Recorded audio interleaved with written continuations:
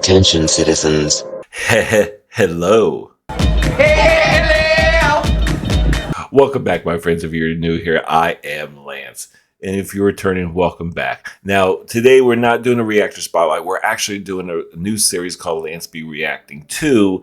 And this is to Matt Cullen's documentary for Cosmo, the Queen of Melrose. I came across this during my in my recommended feed.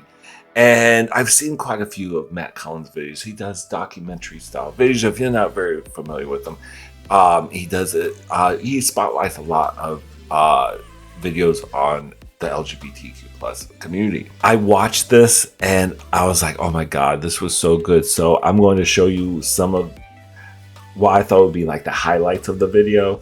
So that way you can go and actually watch the full documentary, because it's really worth a watch. And I really think you would enjoy it. So I'll leave the link of the whole video down below. And yeah, I hope you guys enjoy it. You've been blowing up and going so viral. How do you feel about that? This literally happened in like the last 3 weeks.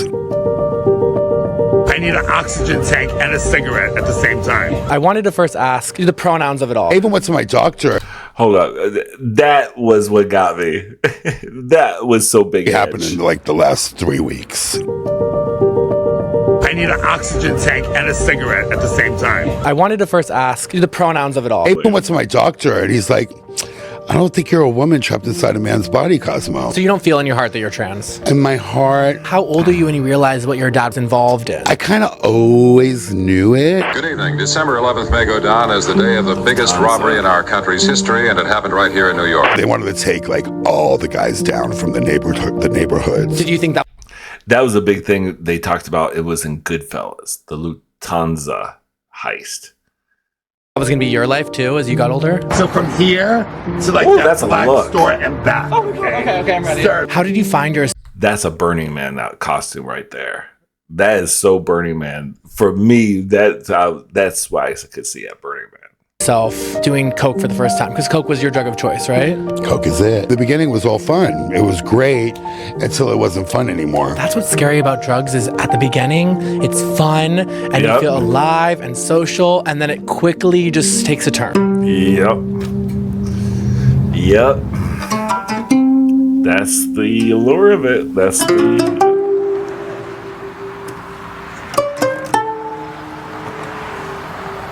Oh my gosh. Welcome. Oh my gosh, the hair looks amazing too. Welcome to Shangri-La. I'm so happy to be here. Happy you're here. Thank you. Who are you? I'm good question. Nice to meet you. I'm Matt. I like the massage escort I ordered. That too. Okay. Yes. Nice to meet you. Nice to meet you. Thank you for having me. Yeah. Such a star. Come on in. Thank you so much. Nice to meet you. I need some tips. Yes. No, you're doing great. I've been watching the YouTube channel. Thank you. Yes. Cosmo's Glam Squad. Oh my gosh. Yes, you're here. Oh, got the merch and everything. The Queen of Melrose merch. Oh, thank you so much for doing this. I'm so excited to be here. You are so welcome. Yes. You've been blowing up and going so viral, and it's like you just speak and it just turns viral. It's crazy. How do you feel about that? The other day I was like, I had a little pinch me moment, because this literally happened in like the last 3 weeks. I don't have Twitter on my phone. I'm not even techie, really. You know, I'm having problems even calling to ask.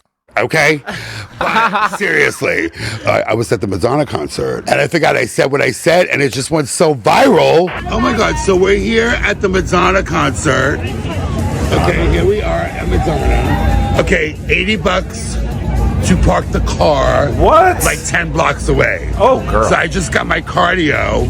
I need an oxygen tank and a cigarette at the same time.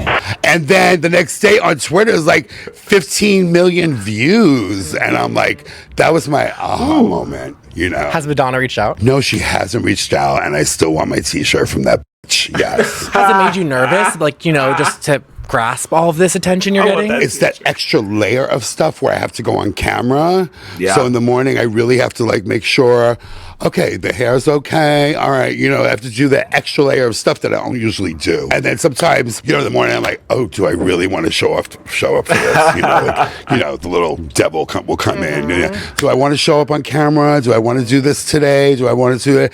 And I'm like, yeah, you better be grateful. I mean, some people just have this uniqueness about them that just pops, and that's you. You know, you can't create that. You can't buy that. That's just who you are as a person, and that's just what's happening. Is everyone's like obsessed. Thank you. That's relatable. That is very relatable. What she said. Sometimes it's just like, okay, you do have to, like, I do that. I'd have to like make sure because these eyebrows, they go crazy. You know, make sure my facial hair is not all looking crazy. You know, make sure there's like you gotta trim the nose hairs. You gotta make sure I gotta put a little concealer on sometimes. Some days you just need a little, just a little concealer just to freshen up. You know what I'm saying? Some days I'm just like, when I do my gaming videos, I love because I don't have to do, like, I don't do the video, so I do just audio, and it's so much more enjoyable because I don't feel like plus I slouch a lot when I'm gaming, so it's not the most pleasant looking in my aesthetically. I don't know. Anyway, I'll shut up. Look at this. Thank you. You want to do like a little makeover? Yes. Okay. I think that'd be fun, right? Yeah. Okay. So I grew up in Harlem, Spanish Harlem. They made The Godfather in my grandmother's apartment. Yeah. Actually, they shot The Godfather. What? And I remember being a little boy, and they asked my older brother to be in The Godfather. Do you guys watch The Godfather? The biggest kid, like he stand out like a sore thumb. He's under the Johnny Pump, and he was in the movie. So from then on, like I always took pride of my heritage. You know, being Italian from New York. You know, it was Spanish Harlem at the time. Growing up with the Puerto Ricans. I so want to say, have you ever met Big Ange? Probably not. That it would be too coincidental, but God, I would love to see both of them in the room if she was still around. Rest in peace, Big Ange. RIP's in the comments for Big Ange. But oh my God. But this is why I love this, hearing about his childhood, about that. It's the mob thing has always been so romanticized, which it shouldn't be, because it's, the darkness behind it. But there's always that glamour that, they always have. It's just that glamorization of that lifestyle, the money, the opulence. And that's what always fascinated me about the mob movies and stuff. It's just like you have this money, power, respect type of thing, just like, back in the day with Biggie and Lil' Kim and all that. It's like, and like the food and the gandules and just all of the whole culture of New York, even the fashion, like in the 60s, like my aunts were going out to the nightclubs, my mother's sisters, and they would just wear like the wigs and like everything I'm doing now. Like they literally taught me how to be like the fashion guru that I am today. I love that. How old were you when you realized what your dad was doing and what he was involved in? I kind of always knew it, but then we got to a certain age when we moved to Queens. My father started driving like a Lincoln Continental, and like very expensive car. But my father did work.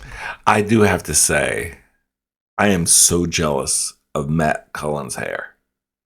That hair, bitch. You enjoy that hair, girl, because I would. Oh my God. Look at that full headed hair, girl. Oh, look how wavy and beautiful it looks, too. She looks like a Pantene moment over here, girl. Oh, I'm so jealous of this girl over here. Oh, God, I would love that hair. Oh, my God, look, it's styled beautifully, too. Miss my 20s, I do. Girl. He had a job, like he was working in the Bronx, he was working at like this club and that club, and he was a bartender, very successful, made a lot of money, but he was also in on a few things with the mob. Good evening. December 11th may go down as the day of the biggest robbery in our country's history, and it happened right here in New York. Somewhere between $3 and $5 million in cash. That's a lot of money. Was taken from the Lufthansa cargo terminal out at Kennedy Airport. They took 30 shipments of gold, pearls, jewelry, and checks. They also knew just where to look for the $3 million in used money that had been flown in on Friday from Frankfurt. They affiliated him with this big Lufthansa Hearst, so they wanted to take like all the guys down from the neighborhood. Hearst. There was like FBI agents in my yard. Like I would go to school and they would follow us to school. So I kind of felt like Michelle Pfeiffer a little bit. I was like Girl, little you did mob not. wives. Oh my like I God. was like, oh my God. She mentioned mob wife work,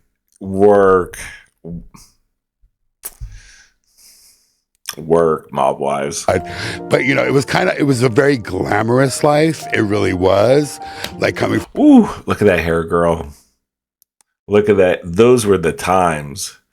I was knee high to a jitterbug during these. This is what the 80s, right? This is 80s hair down. From a mob family, and my mother was always like teasing the hair, and chewing the gum, and she was really, very beautiful. And, one day it was a mink stole he would bring home, and then like a few weeks later, we would be on food stamps. You know what I mean? That was like the life we lived. But I don't regret 1 minute of it because it was all just so amazing. Why did someone back then join the mob, especially if they had like a legitimate job? What would be the reason as to why your dad got involved? It's kind of like he was Italian. He hung out with all the guys, all his buddies growing up for the years. So when you're hanging out and you're that close to the clique, it's kind of hard not being involved. Peer pressure. That's what it is. It's peer pressure. You're around, you hear other people making money. It might not, they didn't have to do too much. You hear this for an extended period of time, for so many years with your friend, with your buddies. And that kind of setting, how can you not get kind of like wrapped up in it? Because you start thinking, this guy made some money. Oh, how much money you got from this? I could see it. That was freaking fantastic. I loved every minute of that. I hope you guys watched the full documentary.